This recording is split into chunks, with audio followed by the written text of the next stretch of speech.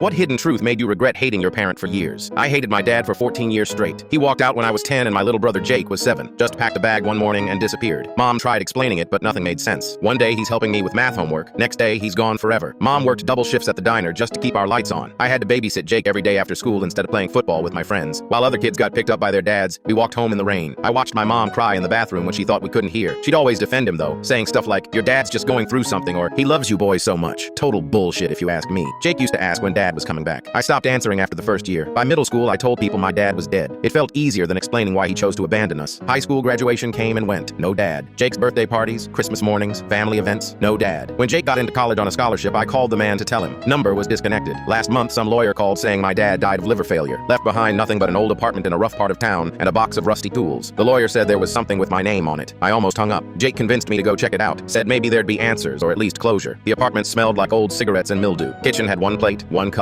one fork. Fridge was completely empty except for expired milk. While going through his dresser, I found this envelope taped to the bottom drawer with my name written in his handwriting. But before opening it, I noticed the floorboard underneath was loose. Something was wedged down there. It was a notebook, more like a journal. Pages and pages of his messy handwriting. First page said, "If you're reading this, I'm probably dead. I know you hate me, Malcolm. I would hate me too. But let me tell you what really happened." He'd been diagnosed with paranoid schizophrenia 6 months before he left. The voices started small, just whispers telling him people were watching him. Then they got louder. The doctors wanted to put him on medication, but he was convinced they were trying to poison him. He thought Mom was part of some conspiracy. He thought me and Jake were in danger because of him. Page after page described the hell inside his head. How he'd stay awake for days thinking someone was going to break in and hurt us. How he heard voices telling him to do terrible things to his family. How he'd catch himself staring at kitchen knives and getting scared of his own thoughts. So he left. Not because he didn't love us, but because he was terrified he'd hurt us during one of his episodes. He wrote about living in his car for months, getting robbed at gunpoint twice, sleeping in shelters where other people would steal his shoes. He tried getting help, but every time he'd start taking medication, the paranoia would kick in and he'd stop. He'd get clean for a while, then relapse. He'd find jobs, then lose them when the voices came back. But here's the part that broke me. He'd been keeping track of us the whole time. He knew about my football scholarship in high school. He knew when Jake got accepted to state. He even knew I was working at the auto shop downtown. He'd drive by sometimes just to see us through the windows, but never came in because he was afraid we'd reject him, or that he'd have an episode and embarrass us. The journal had newspaper clippings from when I made all conference my senior year, a printed Facebook photo from Jake's graduation, even a picture of me and my girlfriend Sarah from when we went to prom together. He'd been watching from a distance, proud of everything we accomplished, writing it all down like he was keeping a record for himself. Last entry was from 3 weeks before he died. Malcolm's working on cars now, just like I used to. Jake's studying to be a teacher. They turned out good despite me. Maybe I did the right thing leaving. Maybe they're better off thinking I just gave up on them instead of knowing their dad's brain was broken. I sat in that empty apartment for 2 hours, reading every word twice. All those years I spent hating him for being selfish and weak. Turns out he was sick and trying to protect us the only way his broken mind knew how. The man died alone, thinking we were better off without him, never knowing that we needed him more than anything. I found his phone in the kitchen drawer. Still had our old house number saved under home, even though we moved years ago. He never deleted it. Never stopped hoping maybe someday he'd be well enough to call. Jake cried for 3 days straight when I told him. We held a real funeral this time, just the two of us.